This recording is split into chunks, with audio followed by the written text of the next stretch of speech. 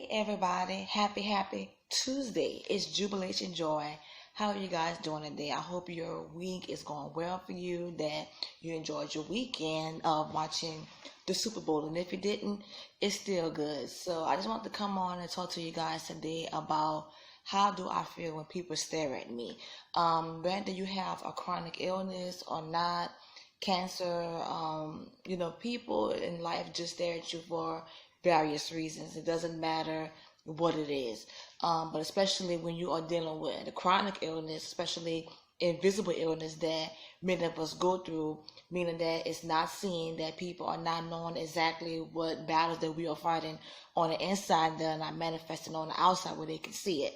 So the way that I deal with frustrations, the way that I deal with issues is that sometimes if a person is directly staring at me, I make them talk.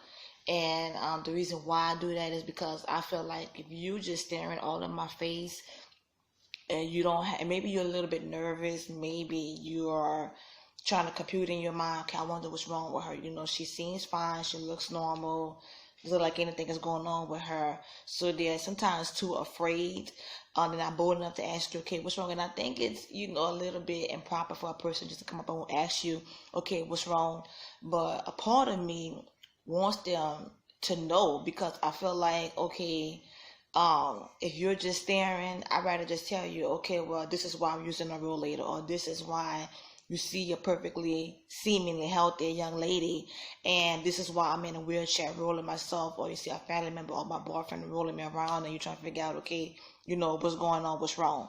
A lot of times when people stare, like I said, I made them talk because they're just looking like, okay, they're staring in your face. So I'm like, okay, if it's nighttime, good evening, hello, how are you? Or tell them good night. If it's morning, I'm like, okay, hello, how are you? Compliment on their hair or what they have on, or if it's a sunny day, or kind of just conversation striker. If it's raining, something like that, just to kind of just break the ice, because they don't know what happened 5 minutes before, 2 minutes before, 5 seconds before you cross paths. And it's very aggravating because I'm dealing with a lot of stress, aggravations already in my life. And then you're staring at me, kind of making me feel a little bit more uneasy. So I'd rather feel this uneasiness of this weight coming off of my shoulders to say, okay, hey, hello, how are you? And sometimes people have issues in their own body, and then they feel a little bit much more at ease talking to someone who's going through the exact same thing they're going through, or they might even going through the same thing. They might have a family member they're taking care of, or an extended family member, or a friend, or a co-worker. And that happens to me a lot of times too, where a person is just very nice, they're very sweet, they're very genuine and hard, because it's either them or someone that they know that's going through something that may be even similar, a little bit less severe, or much worse. So it's like, okay, you're not feeling as, you know, um, indifferent as you was before. So you kind of like make friends in a journey. Even if you never see them again, sometimes some people are so nice. They're like, oh, well, I'm on Facebook or I'm on Instagram. It's like, oh, okay, great. And I don't find it weird. I find like, okay, great. I like it. I love it. Another time, sometimes people just stare. The thing I do, I make a face at I think, okay, that's childish, that's silly. But you have some people who are just very, very rude. They make you want to scream at them. I try to be nice because my personality is just very down to earth. I don't want to come off very abrupt.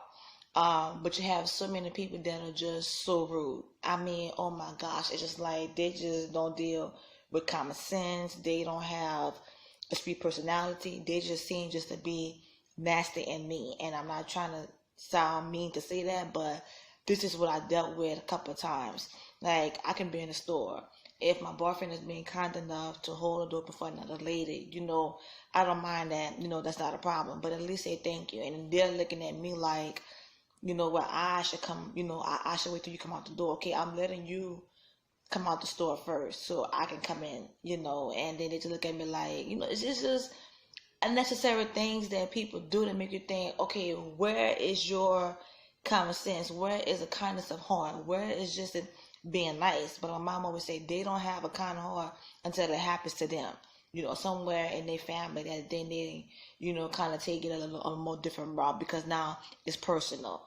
Um, And with things like that happen, among other reasons, sometimes it's just a person like I'm walking in the mall, or especially in Walmart, OMG, and people are walking so fast behind you. I just pull over to the side and I let them pass, and I say, I cannot walk any faster. I said, I cannot walk fast. I said, now you can go around me or you could just take your time and walk behind me. But I would clear the path and get out of people's way, because I'm not about to cause a ruckus in public because something that I cannot control. I'm walking like a snail. I'm walking like a turtle. Okay, either it's simple. You just get from around me. If I'm in line, okay, and I'm putting things up there on the counter.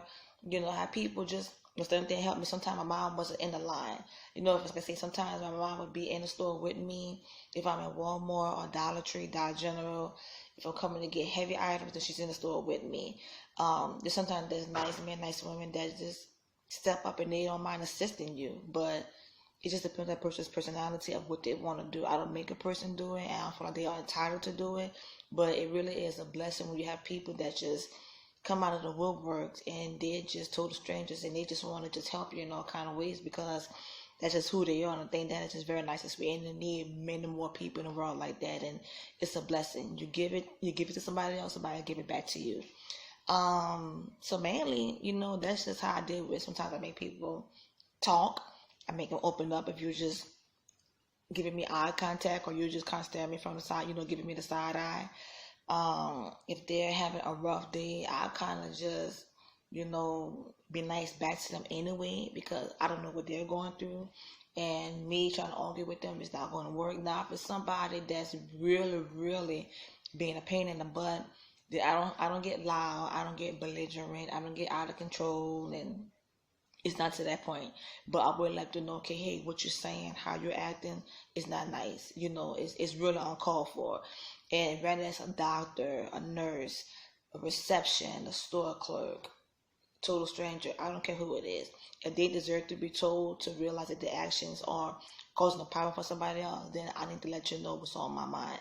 And I will share that with them. Now, like I said, I don't have to get out of control with them and let them know. But at the right place, at the right time, you let a person know whether they receive it or not. It's up to them. But I feel the weight off of my shoulders when I let them know, okay, what you did, it's not cool. I'm not just going to stand here and accept that because you see me with a walker or I'm in a wheelchair. I have to just smile and take, your foolishness and act like everything is okay. No, wrong answer. It's not going to happen. So it just depends on the person, the personality. And I will approach it from that perspective there. But honestly, I say once I first became diagnosed, it was a lot worse for me. I did not even want to show my face in public. Because I was losing my eyebrows, I did not have much hair. That's why my hair is short now, because my hair's a little bit longer. When I first became ill, I was wearing wigs, and my brother's a barber, and he just cut my hair off because I told him just to cut it off because I was losing hair repeatedly, because of all the medications I was taking and the stress and because of treatments I was going through. It was just really wearing and tearing on my body, where even I was losing my toenails. I'm not even during the summertime that I wanted to wear sandals. And toes wasn't looking bad, but your toes are brittle. You just don't feel that womanly, excited about yourself. You just want to just, cover up and hide. And even with my nails, I didn't even want to do that because they were brittle. No matter what I was using to keep them to grow, half would grow. So maybe out of 10 nails, maybe on 3 or 4 would grow. So I would just be like, okay, just put the nail growth on it and just pray and just hoping for a miracle. But now things are kind of like in a bad place. They still become brittle every once in a while. My toenails are growing back, so that's a blessing. I thank God for that. My hair is kind of stable. It has its moments, its tendencies. My bald spots have grown back, so that's a good thing. So now I just kind of wear this band in front of my head because I'm wearing short hair. I never really worn bands really any time in my life, except when I was younger. Now with the having short hair, I like it, so I kind of get them in all colors, and it's just my new thing now. So a lot of times you can see with the white one because it goes with a lot of things that I'm wearing. But got my gray shirt on with the red headband, so be it. So for my chronic illness warriors, no matter what you're fighting, no matter if it's cancer, whatever type of illness. I don't care if it's just arthritis that you're dealing with. You are still a warrior. You are still a survivor. You are still a fighter. And you just gotta just do what's best for you. You don't have the right to have to answer anybody if you don't want to. You don't have to explain your situation if you don't want to. If you feel down, you feel down. If you're feeling up, you feel up. You have to feel and be honest in how you feel. A lot of times we can always lie and say, oh, we feel great, we feel fine, and we don't always do, just to try to make everybody else feel comfortable when we already feel uncomfortable, and make somebody else feel a little more at ease when we're feeling unease. So, just be the best that you can do for yourself, because you cannot be anything to anybody until you first take care of you. You are what's important. You would need the last. You only get one body, you only get a second body. It's when you get to heaven. So take care of the body that God gave you and work with what you got, and that's not just on the outside, being on the inside, meaning your mind, your heart, your spirit, your soul. Make sure you're okay. Make sure you are happy. Make sure you're talking about your issues. Make sure you're dealing with the problems that you are dealing with. Like I said, when I first was diagnosed, or they didn't know exactly what was going with me, and I was in and out of the wheelchair. First, I was in the wheelchair for a long time before I progressed with therapy to get into the rollator. I did not want to leave the house. I would cry all the time. I had went to a down spiral of a severe depression. And thank God for my family that just rallied around me, and we prayed and talked about everything. And we would just talk about, okay, well, why you don't want to show your face? Why you don't want to go outside? Why you don't want to date? Why you don't want to go to the doctors anymore? And once I explained myself, and they kind of put themselves in my shoes to see through my eyes of how I was feeling. Nobody was judgmental. Nobody was coming down on me. Nobody made me do anything. They walked with me slowly through the process. And little by little, I started picking myself up and dealing with life as it came, So I just seeing myself as beautiful. So I just seeing myself as a prize. So I just seeing myself as a gem. So I seeing myself as wonderful. Seeing myself as amazing. Seeing myself as gorgeous.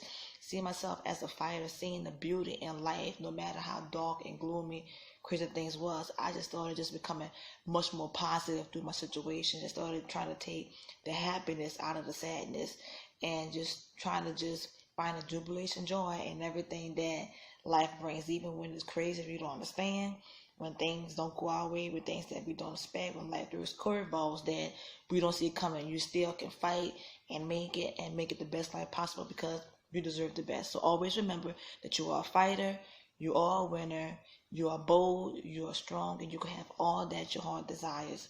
So it's been Jubilation Joy. Much love and peace to you, and I will see you soon. Bye.